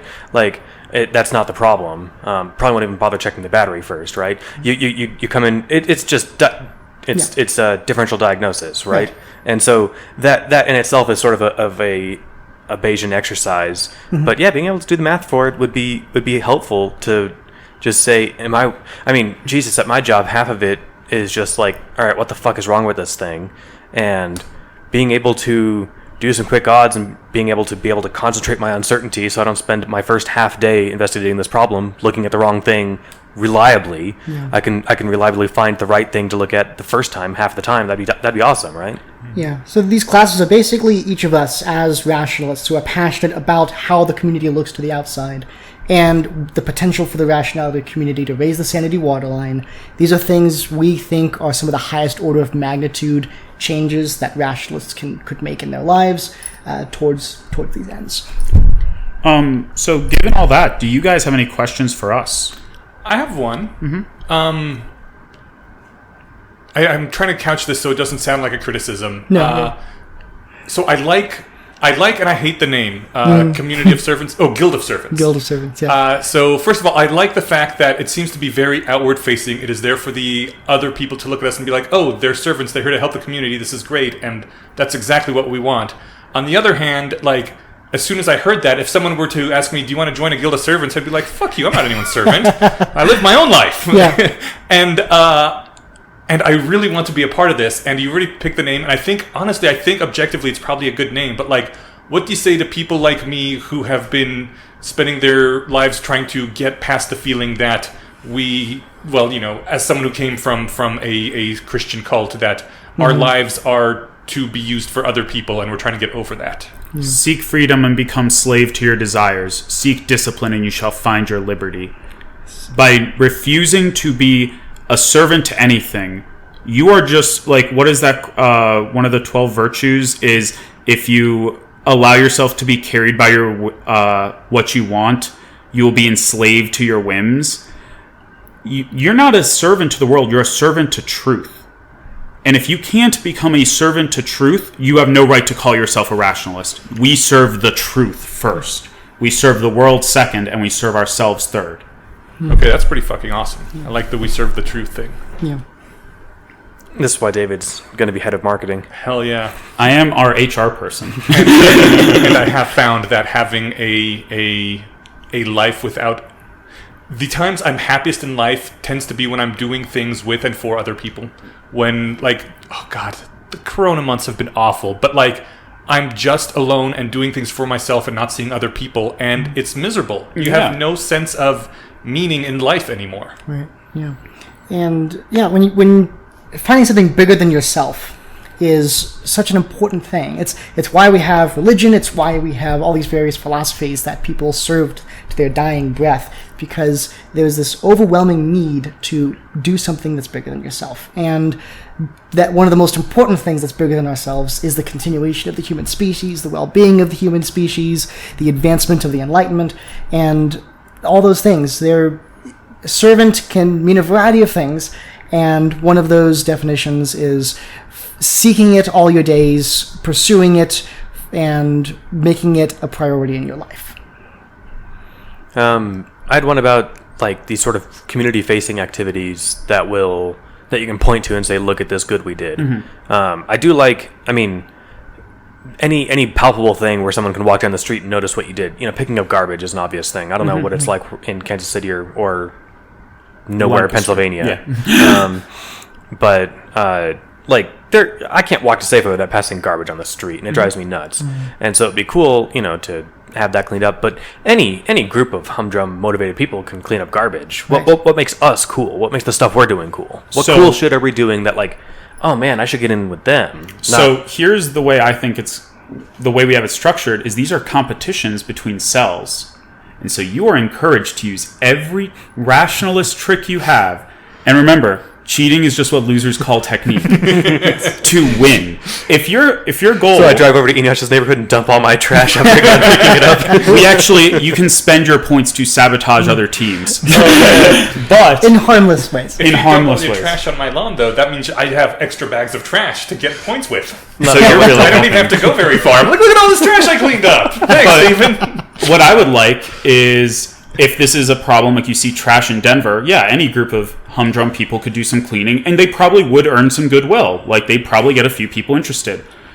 I would love it if maybe the group of Denver rationalists talked with the city council, worked in a 3D printing shop, and then designed Roombas that clip to the sides of the curb and clean the streets forever. Yeah. And then the problem is solved forever. That's what I think rationalists can do. The first person comes around and kicks the Roomba for shits and giggles. Then you should design your Roombas to be modular, and you're not very rational if you're not planning for kicks. Well, or to have it violently explode when kicked. Yeah. No. One of the things we would be measuring is the long-term impact you have on your community and how the community responded to the things that you did. So part of that is not just for using this particular example of cleaning up trash, what did you do to prevent trash from happening again in the future? What systemic problems did you work towards fixing, and in order to be more effective at what you're doing? That actually makes this hard. When I try and answer that question, I'm like, immediately draw a blank, which means I have to work at it, which is awesome. Which means you have to go and problem solve. You have to go figure out what is causing this in the first place. And maybe you and your cell will have a brainstorming session, and then you guys might pre-mortem a bunch of the ideas, and you use the rationalist techniques you've heard, and then you think about the classes you have, and you think, okay, we did the module for defense against dark arts, and we've noticed that this person in the city council is a real problem. How can we work around them? Instead of bashing our heads against the wall or getting frustrated and saying, oh, humans are just so frustrating, blah, blah, blah, blah, blah. No, we're going to use our modules to work around that and accomplish things. Yeah, we're going to look good while doing it, so they can't just brush us off as just another group of humdrum lay people. And right now, too, I think that is largely, if not the default response, a default response for a lot of people, which is, people just suck. We're never going to be able to do anything about that. And like, that's basically quitter talk. Yeah. Like, we live on a planet with people, and then until you guys have your own planet and you get to move, and it's whatever, rationalists, which are better than people, I say in quotes, this is the world we have. And so you don't get just throw your hands up and say, well, people suck, and therefore it's not worth doing stuff, which I think is a common attitude. Adaptation executors, and the system of incentives determines what adaptations they execute. So if we can change the system of incentives, we can make things better. I was an evangelical Christian, and I just by reading some material from the rationalist community, I did a complete 180 in my quality of life, my relationships, my epistemology. Imagine having a cell of people, a group that holds me personally accountable and teaches me and helps me and guides me and shows me how to live a more rational life. That could have massive effects. I can't even conceive of how good that could be for some people. So if anyone was a hopeless case, that was me, and it required very little from the rationalist community to turn me around. It required it merely existing and you finding it. Yeah. Imagine what something like an active rationalist community that knows how to brand themselves and how to teach others in an empathetic and effective way. I also find it, in my opinion, the thing that really crushes me the most is I think the people who would most benefit from rationality are the people who are least likely to find it when they need it. Like, I think everyone who's listening to this podcast and everyone in this room can think of at least one person in their life who is smart, who is capable, who could understand this, and whose life could be improved by these things, but because they were either in the wrong social circle or just quite honestly, their interests weren't the same as ours. They never ran into it when it would have mattered, when it could have made a real impact on them.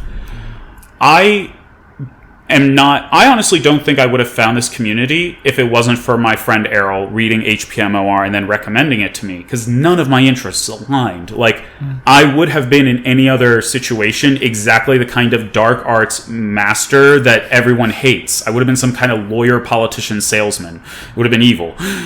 So this community, by dumb luck, saved me from a very terrible path. And I'm just wondering how many other people out there, because we don't advertise well, because we're not out there, who were on that borderline, are falling the wrong way. Like, I want to make rationality so popular and simplified that you can start teaching it to, like, middle schoolers, and that everyone can just start absorbing it into their life. You're not going to raise the sanity waterline by making geniuses smarter. You're going to raise the sanity waterline by finding the people in your community who are at the lowest and then lifting them up, even if it's just one little step. I would caveat with, you'd said they could have found rationality when it would have made a difference. Barring deathbed exceptions, I feel like it's almost never too late to get better, right? I believe in theory that is true, but I think that there are some people for whom making that transition after they've invested so much in their current identity would break them. Yeah. Like, it's the reason people don't leave the Westboro Baptist Church, because for every person who does, they always tell, like, oh, it was the worst thing that ever happened to me. It destroyed my entire worldview and social life for years until I was, like, able to form other connections. The deeper your roots are, the worse it sucks when you uproot them all. Yeah. Okay, yeah, I guess I was thinking of somebody whose life could use some on-track finding. Not that they're entrenched in the wrong cult or something yet. That's a different problem. But even then, too, we still want the right cult. We are a secret society, thank you. A conspiracy, one might say. Cults are desperate. Secret societies are selective. And in fact, that is an important facet. One still wants to be able... People who are just listening to this podcast can't join up. You got to be invited. One still wants to be able to, encourage... we want the number of people leaving the Westboro Baptist Church to go up, right? And especially if it went up, I don't know. They're not that big of a group anymore. It's like I think 80. they're like 30 people. Yeah, it's not that I think big. at the peak it was like 80 or something. Yeah. But if five of them left next week, they have a social circle already, right? They got all of each other. But then what do they talk about? Their shared pain, the only experience they have in common, which is the thing they're trying to leave behind, and the ones that they're doing going forward. I'm just saying, like, at the very least, if more people were leaving these bad toxic groups, like there was that guy, I forget his name. I think Christian might have been his first name, a reformed neo-Nazi. And instead of just like being a reformed neo-Nazi by himself and having bettered himself, he heads up groups of people helping to get people out of this, doing Nazi tattoo removal and stuff like that. Like deprogramming and depropagandizing people. Yeah. And like, that's awesome. And so, I guess what I'm getting at is that I don't want to be, it's weird that I'm defeatist in other notes and not on this one, that it's never too late to get better. Right, which I don't think is a statement that you're challenging so much. It's just that it might be harder, and you might bear less fruit. As a Bayesian, the probabilities that you will change are never zero, but they do get pretty damn low. If you're 75 and you're leaving a cult that has been life-consuming, you're. I don't know. Still, part of me wants to focus on the remaining years that you have that are now better, right? Mm-hmm. Of course, if they're all going to be terribly worse because you're now shunned, I guess I see what you're saying. Yeah. But yeah, I'm still advocating for the fact that. I think the pool of people that won't be helped by raising their sanity a bit is extremely small. I'm willing to agree with that. Yeah. So I don't think we disagree that much. Sometimes you just have to leave. Like Darth Vader, it was his last few minutes of life, and yet he still had to leave his cult and be like, "No, they've gone too far." Mm-hmm. Not that people who aren't rationalists are Darth Vader, but they kind of are. And we will teach you to defend yourself from them. And as we know, it's safe to generalize from fictional evidence. Yes. But as I caveated in the last episode, this isn't fictional evidence. This is, generalizing a lesson. It's not saying next time you're confronted by Emperor Palpatine, this is what will happen. Yeah. So as a general invitation. It is an application process. That way we have the ability to invite everyone we want while still also maintaining a end goal of a small enough group of people that we can still manage and grade and such. So it's going to take place on Wednesdays at 7:30 p.m. Central Standard Time. The location will be on the internet for now. How long is the meeting? 2 hours approximately. Okay. Maybe, depending on the exact class. First half will usually be a lecture. Section half will be you working with your cell to discuss either the previous assignment or the next assignment. So, in order to apply, if you really want to get in on this and see what it's like and provide feedback and critique, you want to send an email to guildofservants@gmail.com. with your name and a short response explaining your hopes for the course, introducing who you are, and how you received this invitation. 1,000 characters or less. We know you rationalists. We know how much you write. We don't have time to read words? Characters. Characters, okay. So, yeah. Poetry, man. Get real good at saying things real fast. That's going to be like 1 to 2 paragraphs. Perfect. Yep. Perfect. We don't have that much time. Yeah. So when you send that email, you will, if you are accepted, you will receive a formal invitation with all the details, and then you'll begin joining the 3-month alpha test of the Guild of Servants. And you can start sending those in the day this podcast comes out, and 2 weeks after that, we will have reviewed, and the people who have been invited will have received responses, and the classes will start. Mm-hmm. And so all they need to send is their name and what they hope to get out of the community, not... the courses. The course, yeah. Okay. Cool. Awesome. And I'm drafting my paragraphs in my head right now. So. Nice. In the future, it's going to... I'm guessing going to be mainly a Zoom thing, at least until the Corona thing wears off. Very likely. Yeah. And how many people are you hoping or planning on having this initial wave? We are going to not accept any more than 30 people. We cannot handle more than 30 people and give the quality of experience that we want.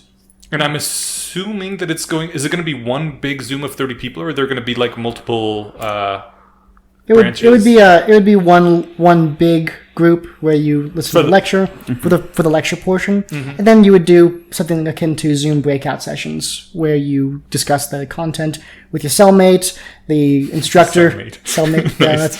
And the instructor can go between the rooms, answering questions, giving advice, that kind of thing. I know that rebellions and other revolutionary activities were generally broken up into cells too. What did they call each other? Because we could borrow a term from that rather than cellmate. Yes. Celly was the colloquialism I heard from people sharing rooms in prison, but we probably don't want to use that. We want whatever you called your fellow cellmates in a revolutionary Comrade? underground. bit too communist. Yes. We'll think on that. We'll think on that. That'll be our project between now and when we launch the thing. Cool. Indeed.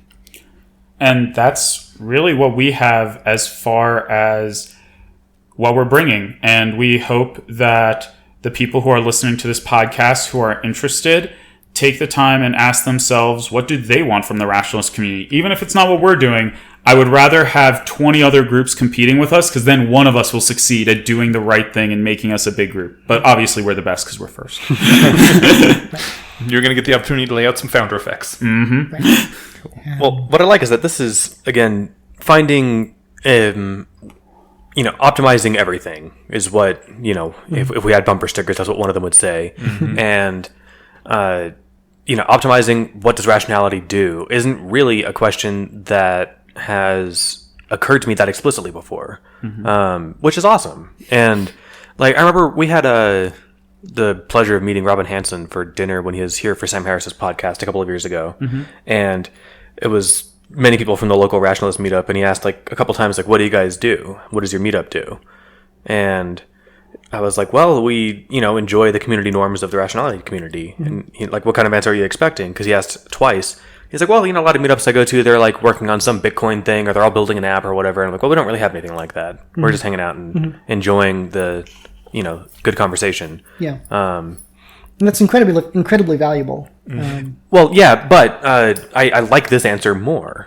A lot more. What are you guys doing? Well, we're actually fucking doing something. Yeah. And you guys are doing that. I think that's outstanding. And I don't have the vocabulary to articulate, other than saying how awesome it is again, really, really how cool I think that is. So I love my ego getting stroked. Don't stop. I'm almost there.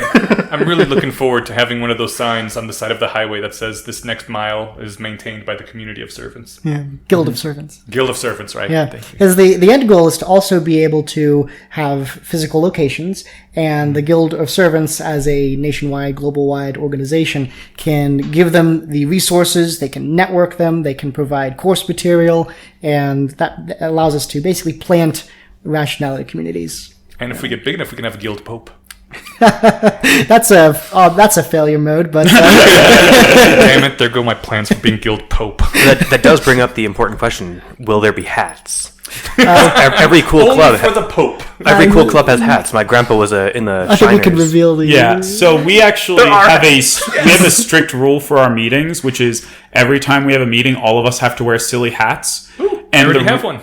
The reason why is you don't want to take yourself too seriously. Mm-hmm. It's so easy when you have these big goals and these big aspirations to get caught up in yourself. Mm-hmm. And it's really hard to take yourself too seriously when you have a jester hat on and you're jingling every time you nod your head. My favorite is a Santa Claus hat that is green. Oh, that's a good one. I only own one hat, so I'll have to find some silly ones. I think it's TBD whether we'll require the students to do it, but I'm leaning towards that. It looks stupid, so I'll still wear it, and I think it still counts, but it's not a jester hat. So. Gotcha. All right. Well, this is awesome. Do you guys have anything else you want to add? No, I guess website, TBD, and all that stuff? Yeah, website, TBD, formal stuff like that is all TBD. By the time this episode comes out, we will probably have a website, and we will send it to you so you can put it in the show notes. Okay. Perfect. Yeah. If the first wave is an invitation-only alpha test, you probably don't need a website yet. We might at least have a landing page to direct people to with basic information. Mm-hmm. Basic communication platforms. We'll have a Discord. An email address where to apply. Yeah. That sounds awesome. Yeah. I don't have anything else to add. No, I am super excited. Yeah, I'm pretty stoked. This is something that I feel like I can benefit a lot from, and I have an optimistic, vision for 10 years from now of how much this could grow and how much stuff it could do. Yeah. And hopefully being part of the alpha part of that test will be bragging rights for me in 10 years. I was there helping get this off the ground by being an early contributor. Definitely. I admit, I kind of feel like we were just treading water the past couple of years. Mm-hmm. It's been great and it's been a lot of fun, but I'm like, we aren't doing anything new. Yeah. I would describe the last few years as when you plant bamboo, it doesn't grow for the first few years. All it's doing is it's growing down. The roots are growing down and it's becoming more solid. That's what the community has been doing the last few years. We've been building connections. We've been talking. We've been doing Discords. Mm-hmm. We've been creating podcasts and networks of communication. We've built the root network. Mm-hmm. And it's really just someone has to pull the trigger and start shooting up. And I honestly am not sure if I'm the most qualified person for it, but I might be the stupidest person who's also brave enough to do it. So, and with wisdom like Alex and Matt and Gray and Errol bringing, it's very easy for us to do amazing things. I mean, I think most qualified is a highly overrated qualification. The most important thing, in my opinion, has always been just the willingness to do it. Right. If someone's actually out there doing the thing, that is... you're 99% of the way there because most people just don't do the thing. 100% agree. Yeah. It doesn't. If you're waiting for the best person to do it, they'll never show up. Right. It's just the person who will do it. Mm-hmm. And man, it would be cool in 15 years if the legacy of this podcast is that it helped bring together the people who started the Guild of Servants. Yeah. I think that'd be a pretty sick legacy anyway. Indeed. That would be... This podcast has helped bring a lot of people together. You guys should be very proud of yourselves. I mentioned this on the live episode, but this podcast is what kept me going before I was able to start a local community. Well, shit. That's awesome. Yeah, if this podcast didn't exist, there's a good chance I would have fizzled out. Wow. Well, damn. Then, I mean, like I said, if all that comes out of it is that it helps birth, not all that comes out of it, but if this is one of the seeds that helped birth an actual move to shoot up like David was saying, then I think that's awesome. So indeed, cool, man. This was great. I want to hear all about this, and I guess, like I said, there'll be 3 months of trial period. So we got, everyone else is as stoked as I am hearing about this. Maintain this level of excitement for the next quarter year, and then there'll be whatever Discord, websites, and community and all that stuff. So, and I'm assuming it'll be like a month of getting applications and going through them before you guys actually start anything. Correct. Between now and when we start, probably about a month, approximately. Right. Awesome. Well, thanks so much, guys. Of course. Thank you for letting us on. We appreciate you guys so much. You're awesome. And dude, you guys are awesome. You are doing a thing, and that is huge. Yeah, I'm very excited for what this can be. Yeah. All right, well, shall we thank our patron as we wrap up? Oh, yeah, someone else who's also doing a thing. Yeah, and someone who is helping to keep this network going that keeps people from fizzling out. Oscar Capraro, I hope I'm pronouncing that right, is our patron that we are thanking today. You have helped keep Alex in the community and going so that now he can do this thing for all of us. So, Oscar, you are awesome. All our patrons, you are awesome. We thank you all. Yeah, you keep this going. Seconded. I don't have much else to say other than Enyar said it all better. It doesn't mean I don't feel the same way. And if you would like to also help provide this fallback network thing for people to listen to, you can donate to us at patreon.com under the Bayesian Conspiracy. We have our website, thebayesianconspiracy.com. You can hit us up on the Discord, which is linked there. And there's a subreddit. You can email us personally, again, linked at the website. There's lots of ways to get in contact and to talk with other rationalists. So do all that, rate and review the podcast, maybe. Yeah, if you're suffering alone in, a single bubble of sanity that is just you and you want a community, online avenues exist. And then, if you want to start a meet space one when IRL things become safe again, then, again, my always advice is, and I'm not an expert at starting local communities, but it's always just do it. Yeah. Put it on meetup.com, go to a coffee shop. Mm-hmm. And if you're by yourself for the first 2-3 meetings, whatever, maybe find a way to market it if it takes several meetings or whatever, but people will come. Yeah. People show up, and then you could start conversations, and it's great. So, and if anyone ever needs logistical advice, feel free to reach out to me. I'm available all the time. How can they reach you? My email address is fine. alex.hedke@gmail.com. That's alex.hed as in Delta, T as in Tango, KE@gmail.com. Awesome. And Bayes' theorem on the Discord. And Bayes' theorem on the Discord. And we'll also put that in the show notes and on the website. If you're okay having your website. That's totally fine. There. Okay, cool. All right. Thank you, everyone, for joining us, and we'll be back in 2 weeks. Bye. Bye.